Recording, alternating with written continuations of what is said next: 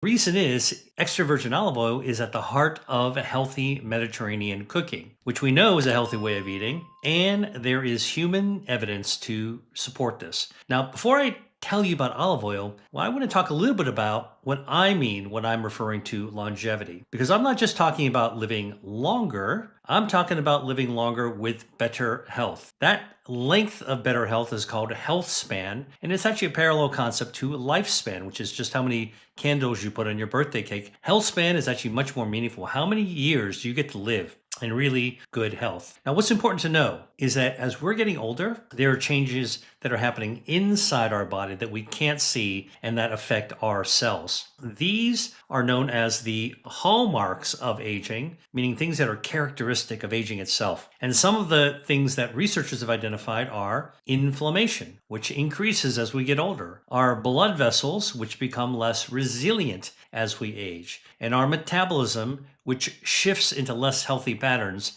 from when we're younger to when we're older, and changes in our gut microbiome, our healthy gut bacteria. Now, these shifts in health drive many of the diseases that we associate with aging, everything from heart disease to cancer to dementia, for example. But here's the good news. What you eat can directly influence these processes, these hallmarks of aging, and that will help us combat the ravages, the destruction, the deterioration that we associate with getting older. And we are seeing this, by the way, in human studies. So I want to go back and let's revisit what we know about extra virgin olive oil. You'll notice I'm not talking about just olive oil, but extra virgin olive oil. So EVO, was actually extra virgin olive oil, was studied in the Nurses' Health Study and the Health Professionals Follow-Up Study. These are two massive clinical studies, population studies that found that people who consumed higher amounts of extra virgin olive oil had a 19% lower risk of death from any cause. Now, in research, this endpoint is called all-cause mortality. It's a pretty broad category, okay? But it just shows you how powerful there is with an association of one factor, in this case, extra virgin olive oil, with all-cause mortality. Extra virgin olive oil is also associated with meaningful reductions in death from cardiovascular disease specifically, from cancer specifically, and from dementia specifically. And the study actually looked also at how much extra virgin olive oil was linked to the benefit. I call that the dose. And it turns out that beneficial dose for extra virgin olive oil is not very much, just 1 to 4 tablespoons of EVOO per day. Let's call it 3 tablespoons of extra virgin olive oil. Now, you might think that's pretty tough. I don't know if I could actually take 3 tablespoons of extra virgin olive oil, but if you eat like a Mediterranean, super easy to get that dose. Let me just kind of give you a couple of examples. If you are making breakfast and you scramble some eggs, not with butter, but with extra virgin olive oil, that's one way to get part of your first tablespoon in. Then for lunch, let's say you're having a salad with an extra virgin olive oil dressing. Whip it up with some balsamic vinegar, for example. Got to make sure it's extra virgin. It's got the polyphenols. Now you're about halfway there. Dinner, you're going to roast some chicken or salmon or some veggies that are roasted. You're going to dress it with some extra virgin olive oil. Boom, you are done. You have just gotten your 3 tablespoons of extra virgin olive oil right there. So now I want to explain how extra virgin olive oil works to benefit your health. So the first thing you need to know is that everything that's good in extra virgin olive oil is present in the olive itself, which is the fruit of the olive tree. It gets pressed. A lot of good stuff's in the olive water. The rest of it's actually in extra virgin olive oil. Extra virgin means that you're not filtering it. First press, you've probably seen that on the side of a container. That means that the extra virgin olive oil, which has got some color to it, it's kind of greenish. That means it's containing the polyphenols from the olive, like hydroxytyrosol and oleocanthal. Don't worry about the pronunciation. They're tongue twisters, unless you're people like me who actually do the research on it. Hydroxytyrosol, oleocanthal, guess what? They are anti-inflammatory. And they also protect the lining of your blood vessels so that you have better circulation, okay? And that's really important because the health of your blood vessels is closely tied to the health of all of your other organs, especially as you age. Now, to get the most out of extra virgin olive oil, here's some important tips. First, always buy extra virgin olive oil when it's in an opaque glass container or a metal container like a tin, all right? Not clear glass. Sometimes see that in the grocery store, or plastic. Absolutely not. Microplastics will shed right in there. But clear glass, light, when it gets into the container, you can see the olive oil, of course, when light gets in there, you'll actually start to degrade the quality of the oil. Oh, the other thing is that the plastic actually dissolves right into the olive oil because the extra virgin olive oil is potent enough, it'll actually start to degrade and dissolve the plastic. Second, to get the most out of extra virgin olive oil, store it once you bring it home in a cool, dark place, like in your pantry with the door shut. Okay, any place that's cool is fine, even under your sink, not next to the stove, not next to a window. All right, because the high heat from cooking and sunlight from your window will break down some of those beneficial polyphenols, those anti-inflammatory substances in your extra virgin olive oil. Third way to get the most out of extra virgin olive oil is to look for what I call monovarietal olive oils. This means that the olive oil was pressed from just one kind, one variety of olives, monovarietals. The varietals that are pressed actually naturally have the highest levels of polyphenols, more good stuff. That's what I'm looking for. And the good news, if you're looking for Spanish olive oil, okay, and look for monovarietal, you look for on the container, whether it's glass or whether it's a tin, you look for Picual olives, Picual, Picual olives, high polyphenols, all right? For Italian extra virgin olive oil, all right, you want to look for monovarietals made with the variety of olive called Moraiolo, Moraiolo, Moraiolo, or Coratina olives, Coratina, Coratina olives. Now, what about Greek olive oil? One of my favorites. Greek olive oil, extra virgin olive oil, monovarietal, pressed from Koroneiki olives. That's Koroneiki. Koroneiki olives have the highest amounts of polyphenols among the Greek olives and have been studied in human studies as well as in by analytical chemists looking at the different types of comparing the different kinds of extra virgin olive oil. Get those Spanish, Italian, Greek. All right, you get those monovarietals. That's how you actually get the highest potency type of olive oil. All right, ready for the second food? Walnuts. Now, I love walnuts. I always try to keep some in my pantry for snacking or cooking. It's part of a tree nut family. It's like almonds, pistachios, cashews, walnuts. But I can tell you that walnuts in large studies that look at nut consumptions, including that Nurses Health study and the health professional follow-up study, which I told you about earlier, those people who ate lots of tree nuts had about a 20% lower risk of death from any cause just by eating tree nuts,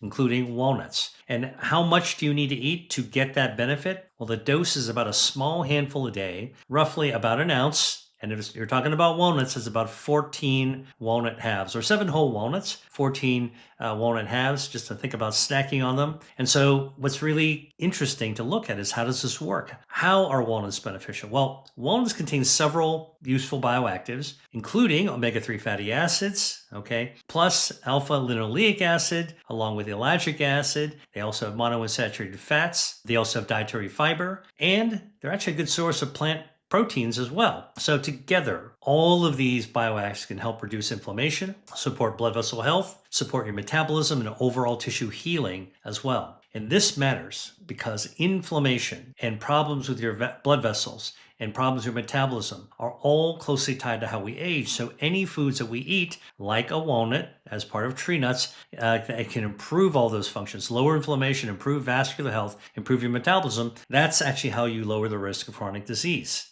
Now, one of the things that I see is that when people replace ultra-processed foods with whole foods like nuts, their metabolism, okay, actually improves in measurable ways. And that shift matters over time.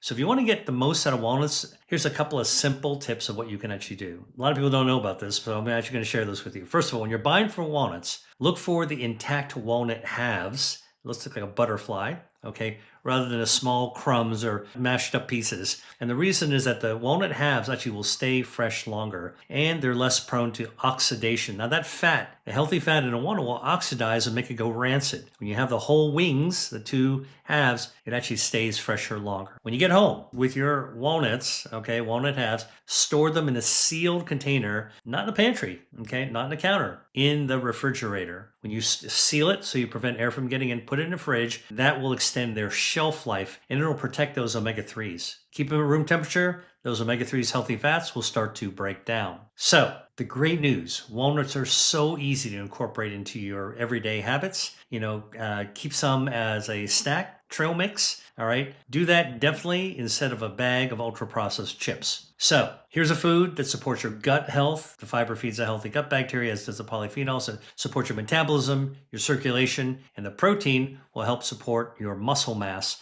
as well. So as you're starting to see, these foods, even though they are beneficial for different parts of your body, they all point in the same direction. They give you better health span as you age, at any age. So you could be a young person, you want to age healthy. This is a way to actually get there. You don't have to be just somebody in their midlife or older than midlife trying to recuperate what they don't want to lose. At any stage, you can actually optimize your health span. Now, most people don't realize how much everyday foods can influence how they age. So subscribe to my channel to understand how to actually use foods to support your health. Next food, one of my favorites, coffee. I have it every day. I literally start my day with this healthy aging beverage. In large population studies involving more than 500,000 people, 500,000 people, it found that those who regularly drank coffee had about a 15 to 25% lower risk of death from any cause. So this is really about longevity, right? If you remove death from any cause, you're going to be living longer. And here's the thing about coffee. What was the amount associated with the benefit, of lower risk of death from any cause? 2 to 5 cups of coffee per day. Can you do that? I do it every single day. I'm sure you can do it. So let's take a look at what's in coffee. Turns out that there's polyphenols in coffee as well. Coffee's made from roasted beans from the coffee tree, contains hundreds of polyphenols, including ones like chlorogenic acid and caffeic acid. These are both antioxidants. They protect your cells from accelerated aging. They're good for your metabolism. They're good for your circulation. All right. And they all reduce inflammation as well. Coffee also supports liver health. And by the way, drinking coffee is associated with a lower risk of chronic liver disease. Coffee also benefits brain health. Very important as we age, right? You want good health span. You also want good brain health span. Really important. So coffee does a lot more than, kind of juice you up with little caffeine, make you more alert in the morning. Does that too, but it supports multiple health systems in your body that are very important for healthy aging and longevity. So how do you get the most out of your coffee? Well, keep these things in mind. Number one, avoid flavored or sweetened coffee. I know it's fall time. You want to get the pumpkin flavored whatever in a drive-through. Don't do it. That's not the good stuff. The flavored coffees contain lots of factory chemicals that can turn this healthy beverage into an unhealthy one. You don't want to work against your longevity. You want to lean into the things that are good for your longevity. Second, do not drink your coffee when it's too hot. Remember that old story of somebody went through the drive-through at McDonald's or someplace and had a super hot cup of coffee that got poured onto their lap? Well, listen, groin isn't the only thing that actually can get burned with hot coffee. Very hot beverages have been associated with a higher risk of esophageal cancer because the hot liquid damages the cells in your throat and it causes that injury and inflammation that is a setup for changes in the cells that can lead to esophageal cancer. And you do not want to get that kind of cancer. Super easy. Let your coffee cool down a bit before drinking it. Open it up, get a sense of whether it's too hot. If it's really too hot, set it aside, let it cool off a little bit. Number three, to get the benefit of your coffee, don't add dairy milk. If you want milk,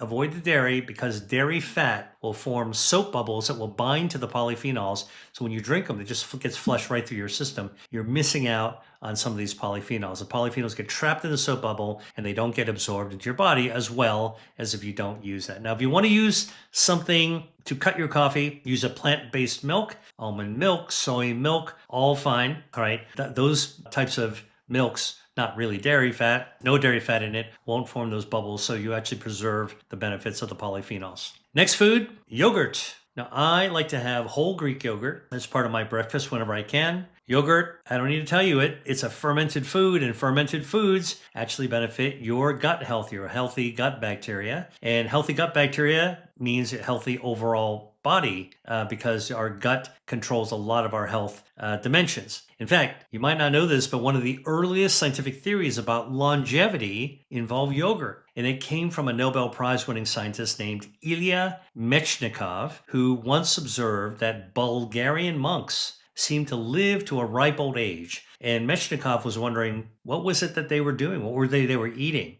And then he noticed that they were all regularly eating whole Bulgarian yogurt. So his hunch that he came up with is that healthy bacteria in yogurt help people live longer. Longevity, healthspan, right? This is, in 1800s. And modern research is proving him right. It is healthy bacteria in yogurt feeding your gut microbiome, and in large human studies and prospective groups showed that people who regularly consumed yogurt had a 10% lower risk of death from cardiovascular disease and a 5 to 10% lower risk of death from any cause whatsoever. And the best part, you don't need to eat a lot of yogurt. What was the dose? The dose associated with benefit was just 1 cup of yogurt per day. Not hard to get at all. Now, yogurt's a fermented food, which means it contains live microbes. You want to look for live microbes, live bacteria on the container label, and that means it's a probiotic food, and you're actually eating the bacteria that can actually contribute to the healthy ecosystem that's inside our body. Now, what happens when you're feeding the ecosystem and growing the ecosystem? Well, the gut bacteria release short-chain fatty acids, which lowers inflammation. The gut bacteria helps to improve your metabolism, your insulin sensitivity, your utilization of glucose. Good gut bacteria also improves your healing from the inside out, promotes better circulation, and boosts your immune system,